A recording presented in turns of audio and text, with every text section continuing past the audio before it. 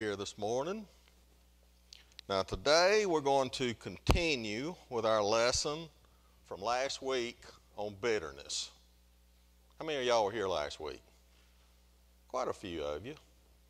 So Misty, since you were not here, we're going to do a little backtracking. No, we all have slept quite a few days, so let's do a little recap of where we left off from last week. We discussed how bitterness shows itself in our life typically when we will not forgive someone or we can't forgive someone for something they've done to us. And since we don't forgive them, we become angry, hostile, and have resentment toward this person for what they've done. And then we start complaining, plotting, scheming, and manipulating things to get back at them. We went on to say how bitterness is an emotional suicide and how it makes us jealous and foolish, causing us to say and do stupid things. Then we talked about the side effects of bitterness. We talked about 3 specific ones. Number 1, how it can cause physical illnesses such as high blood pressure, ulcers, and even heart attacks. Number 2, how it can affect our relationship with Christ. What kind of testimony can we give if we are bitter toward someone? Or how can we not forgive others when Christ has forgiven us? And then number 3, how bitterness ruins our relationship to love someone else. We want to love someone else, but that bitterness inside of us just won't let us do that.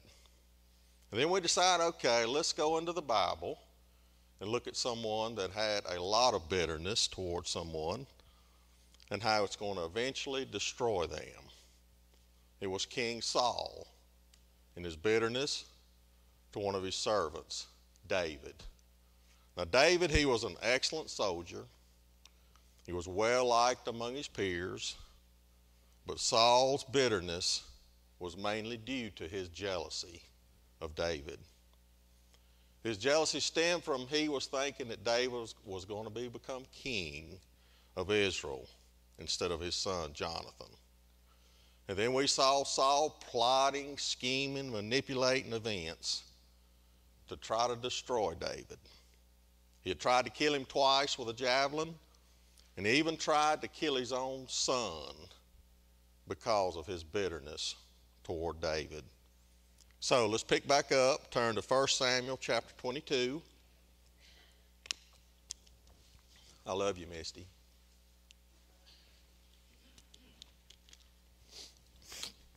First Samuel chapter 22. Now it's not going to be 3 or 4 verses today, it's going to be 3 or 4 chapters, okay? But we'll hopefully get through it, Brother Steve. Verses 1 and 2. David therefore departed thence and escaped to the cave Adullam. And when his brethren and all his father's house heard it, they went down thither to him. And everyone that was in distress, and everyone that was in debt, and everyone that was discontented gathered themselves unto him. And he became a captain over them. And there were with him about 400 men. So here we see a bunch of outlaws and troublemakers joining David's army, which shows that David was obviously an excellent, great military leader. It's difficult enough to build a good army with good people, but it takes a great leadership to develop a good army with a bunch of misfits. So David's control over these men showed his resourcefulness and his ability to lead and to motivate other people. Now let's jump to verses 5 and 6. And the prophet Gad said unto David, Abide not in the hold, depart and get thee into the land of Judah. Then David departed and came unto the forest of Hareth. When Saul heard that David was discovered, and the men that were with him, Now Saul abode in Gibeah under a tree in Ramah, having his spear in his hand, and all his servants were standing about him. So old Saul, he wasn't going to give up. He had another plan to kill David. He was standing under a tree with a spear, was waiting for David to come by, but David had already left. Verses 7 and 8. Then Saul said unto his servants that stood about him, Hear now, ye Benjamites, will the son of Jesse give every one of you fields and vineyards, and make you all captains of thousands and captains of hundreds? That all of you have conspired against me, and there is none that showeth me that my son hath made a league with the son of Jesse. And there is none of you that is sorry for me, or showeth unto me that my son hath stirred up my servant against me, to lie in wait as at this day. So here old Saul, he was accusing all of his servants of betrayal and conspiracy against him. He was basically telling them, after all I've done for you guys and all I'm going to do for you, here you are going to betray me. Verses 9 through 13. Then answered Doeg the Edomite, which was set over the servants of Saul, and said, I saw the son of Jesse come to Nob, to Ahimelech, the son of Ahitub, and he inquired of the Lord for him, and gave him victuals, and gave him the sword of Goliath, the Philistine. Then the king sent to call Ahimelech, the priest, the son of Ahitub, and all his father's house, the priests that were in Nob, and they came all of them to the king. And Saul said, Hear not, thy son of Ahitub. And he answered, Here I am, my lord. And Saul said unto him, Why have you conspired against me, thou and thy son of Jesse, and that thou hast given him bread and a sword, and hast inquired of God for him, that he should rise against me to lie in wait as at this day? So old Saul, he couldn't understand how this priest, Ahimelech, would help David. Ahimelech would actually give him food and drink and even a sword. Verses 14 and 15. Then Ahimelech answered the king and said, And who is so faithful among all the servants as David, which is the king's son-in-law, and goeth at thy bidding, and is honorable in thine house? Did I then begin to inquire of God for him? Be it far from me. Let not the king impute anything unto his servant, nor to all the house of my father. For thy servant knew nothing of all this, less or more. So the priest told Saul, Look, this is your son-in-law. He's very honorable. He's the most faithful of all your servants. Why wouldn't I try to help him? Verses 16 through 19. And the king said, Thou shalt surely die, Ahimelech, thou and all thy father's house. And the king said unto the footmen that stood about him, Turn and slay the priest of the Lord, because their hand also is with David, and because they knew when he fled and did not show it to me. But the servants of the king would not put forth their hand to fall upon the priest of the Lord. And the king said to Doeg, Turn thou, and fall upon the priest. And Doeg the Edomite turned, and he fell upon the priest, and slew on that day fourscore and 5 persons that did wear a linen ephod. And Nob, the city of the priests, smote he with the edge of the sword, both men and women, children and sucklings, and oxen and asses and sheep, with the edge of the sword. So old Saul, he suspected a conspiracy among David, Jonathan, and the priest. And he became so angry that day that he had 85 innocent priests killed. Now we have to wonder why God would allow 85 innocent priests to be killed. Well, we have to remember that serving God is not a ticket to wealth, success, or good health. God does not promise to protect the good people in this world from evil, but he does promise us that all evil will be destroyed one day. And all those people that have remained faithful through their trials will experience great rewards in the future. But we still have to wonder where Saul's advisors were when this decision was made. Where were the elders of Israel? Saul should have had some help in making his decision. But either way, these priests' death showed the nation how a king can become an evil tyrant. Verses 20 through 23. And one of the sons of Ahimelech, the son of Ahitub, named Abiathar, escaped and fled after David. And Abiathar showed David that Saul had slain the Lord's priest. And David said unto Abiathar, I knew it that day when Doeg the Edomite was there, that he would surely tell Saul, I have occasioned the death of all the persons of thy father's house. Abide thou with me, fear not, for he that seeketh my life seeketh thy life. But with me thou shalt be in safeguard. There is no limit of what we will do when bitterness takes control of our life. And Saul's action right here showed his mental and emotional instability and how far he had got away from God.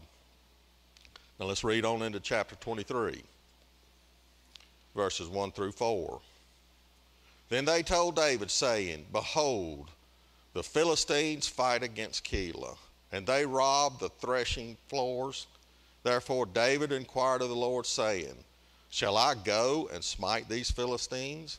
And the Lord said unto David, Go and smite the Philistines, and save Keilah. And David's men said unto them, Behold, we be afraid here in Judah. How much more then if we come to Keilah against the armies of the Philistines? Then David inquired of the Lord yet again.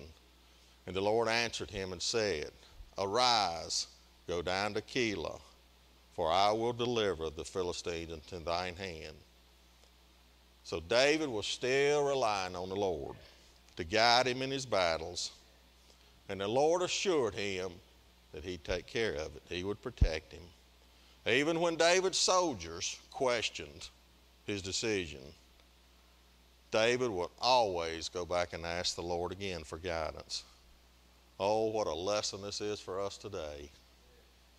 Rather than trying to find God's will after the fact, or having to ask God to undo something stupid we've done, we should always ask God to give us direction beforehand. Fail at this every day, don't we, Brother Ralph? Verses 5 through 8.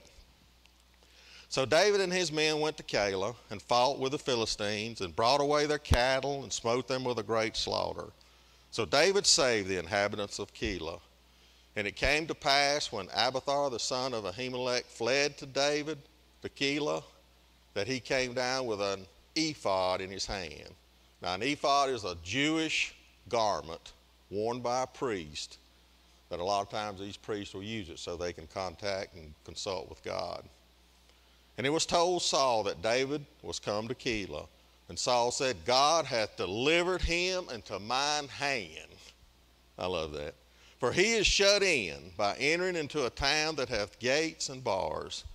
And Saul called all the people together to war, to go down to Keilah, to besiege David and his men.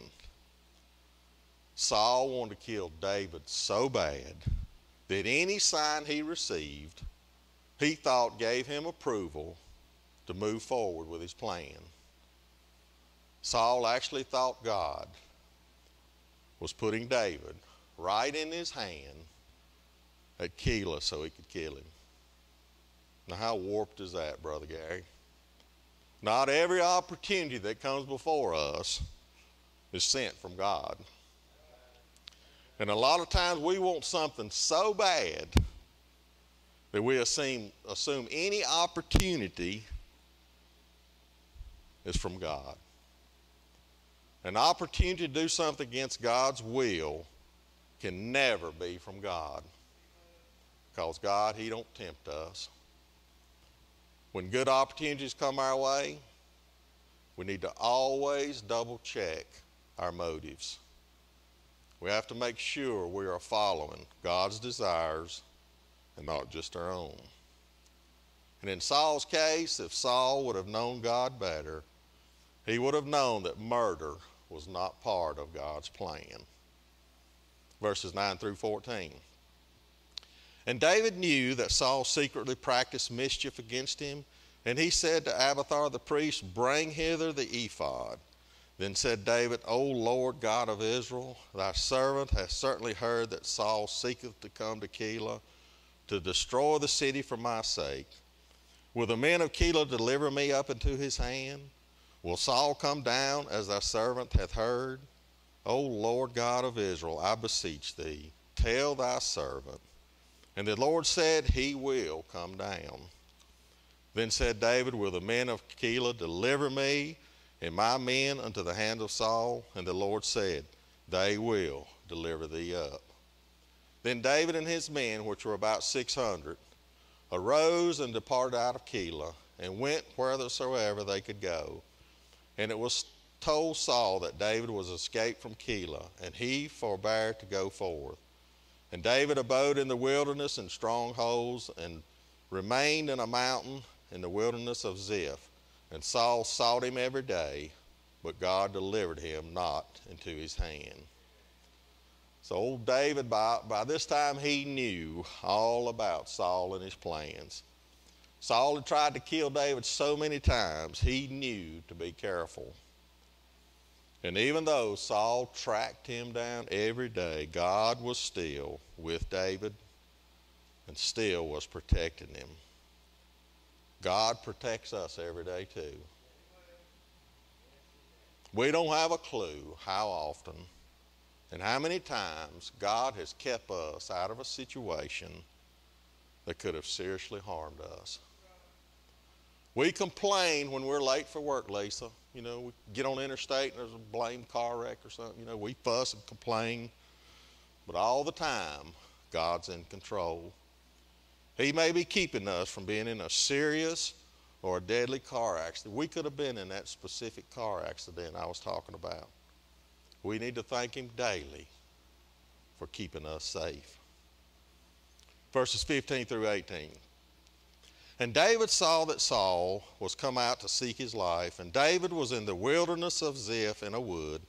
And Jonathan, Saul's son, arose and went to David into the wood, and strengthened his hand in God. And he said unto him, "Fear not, for the hand of Saul my father shall not find thee, and thou shalt be king over Israel, and I shall be next unto thee, and that also Saul my father knoweth." And they two made a covenant before the Lord. And David abode in the wood, and Jonathan went to his house. Now this was probably the last time that Jonathan and David were together.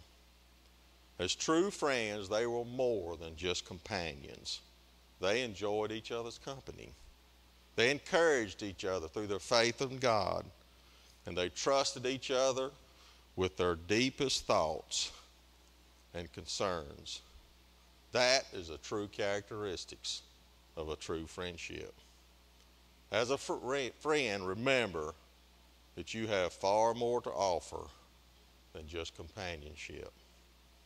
Verses 19 through 29.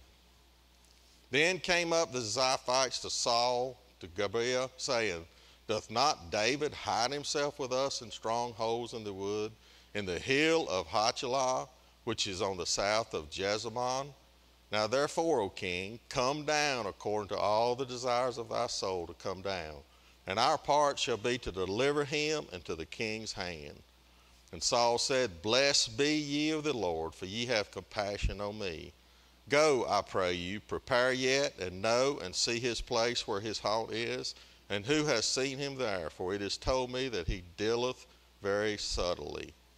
See therefore and take knowledge of all the lurking places where he hideth himself, And come ye again to me with the certainty, and I will go with you, and it shall come to pass, if he be in the land which I will search him out throughout all the thousands of Judah.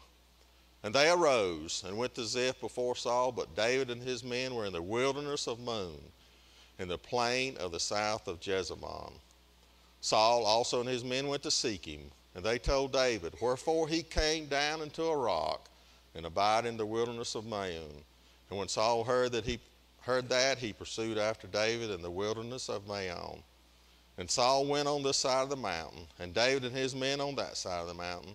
And David made haste to get away for fear of Saul. For Saul and his men compassed David and his men round about to take them. But there came a messenger unto Saul, saying, haste thee and come, for the Philistines have invaded the land. Wherefore Saul returned from pursuing after David, and went against the Philistines. Therefore they call that place Selah Hamaloco. For some, Brother Steve, I don't know how you say that. And David went up from thence and dwelt in strongholds of Engedi. So old Saul was still looking for David everywhere so he could kill him, but David was hiding from him. Saul finally stopped looking for a period of time because he was called back to fight the Philistines. Now let's move on to chapter 24. Verses 1 through 4. And it came to pass when Saul was returning from following the Philistines that it was told him, saying, behold, David is in the wilderness of Engedi. Then Saul took 3,000 chosen men out of all Israel, and went to seek David and his men upon the rocks of the wild goats. And he came to the sheepcotes by the way, where was a cave, and Saul went in to cover his feet. And David and his men remained in the sides of the cave.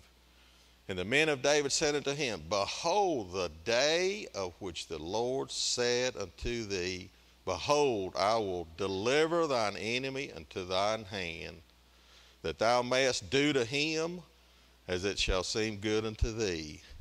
Then David arose and cut off the skirt of Saul's robe privily. Saul knew that David was in the wilderness of Engedi. So he took his soldiers there to find David. And just by coincidence, David and Saul ended up in the same cave. Now David's men, they thought this was a sign from God for David to kill Saul. But all David did was cut off Saul's skirt. Verses 5 through 6. And it came to pass afterward that David's heart smote him, because he had cut off Saul's skirt.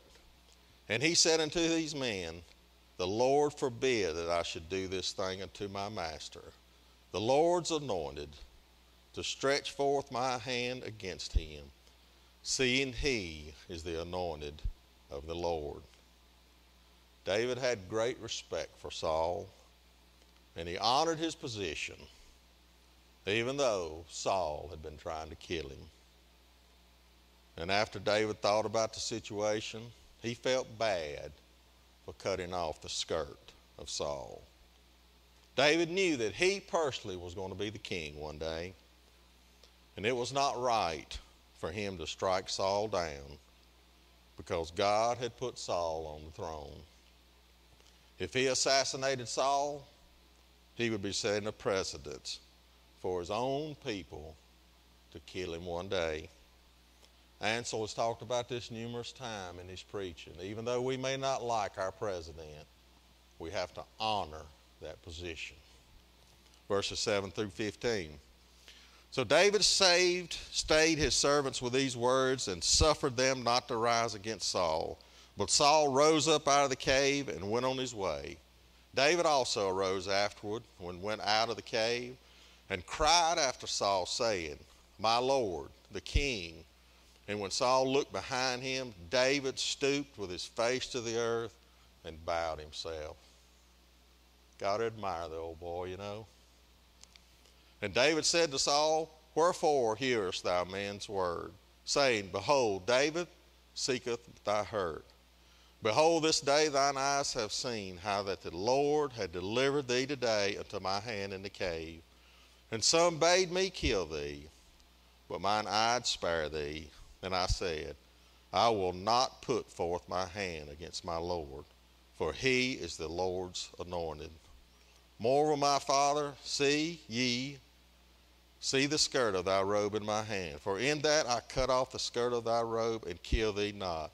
Know thou and see that there is neither evil nor transgression in mine hand, and I have not sinned against thee, yet thou huntest my soul to take it. The Lord judge between me and thee, and the Lord avenge me of thee, but mine hand shall not be upon thee. As saith the proverb of the ancients, wickedness proceedeth from the wicked, but mine hand shall not be upon thee. After whom is the king of Israel come out? After whom dost thou pursue? After a dead dog, after a flea. The Lord therefore be judge, and judge between me and thee, and see, and plead my cause, and deliver me out of thy hand. Here David was telling Saul that he had the perfect opportunity to kill him. But he didn't want to do that. And this proved to Saul that the Lord was with David. Even though Saul had tried numerous times to kill David, David still was not going to sin against Saul. Verses 16 through 22. And it came to pass when David had made an end of speaking these words unto Saul, that Saul said, Is this thy voice, my son David? And Saul lifted up his voice and wept. And he said to David, Thou art more righteous than I, for thou hast rewarded me good, whereas I have rewarded thee evil. And thou hast showed this day how that thou hast dealt well with me. For as much as when the Lord had delivered me into thy hand, thou killest me not. For if a man find his enemy, will he let him go well away? Wherefore the Lord reward thee good, for that thou hast done unto me this day. And now, behold, I know well that thou shalt surely be king, and that the kingdom of Israel shall be established in thine hand.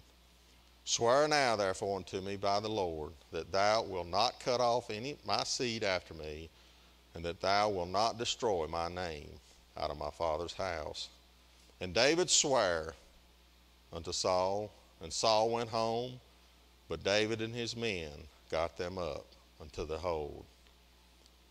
Here Saul cries out and tells David that he hopes the Lord will reward him for not killing him. Here's a good example of what we use to accomplish a goal is just as important as the goal we're trying to accomplish. David's goal was to become king, so his men urged him to kill Saul when he had the chance. David's refusal was not an example of cowardness, but of courage. The courage to stand against the group and do what he knew was right. So let's don't compromise our moral standards by giving in to group pressure and taking the easy way out. In the end, David promised Saul that he would not slander his name or his descendants when he became king. So it all sounds like it's over, don't it? But it ain't. We got one more week talking about Brother Saul, okay? So I hope everyone's getting something out of this lesson on bitterness. And we all do carry bitterness around, whether you want to believe it or not. So next week we're going to finish it up. I appreciate your attention. And Brother Ansel in here? No. Brother Steve, you feel like dismissing us?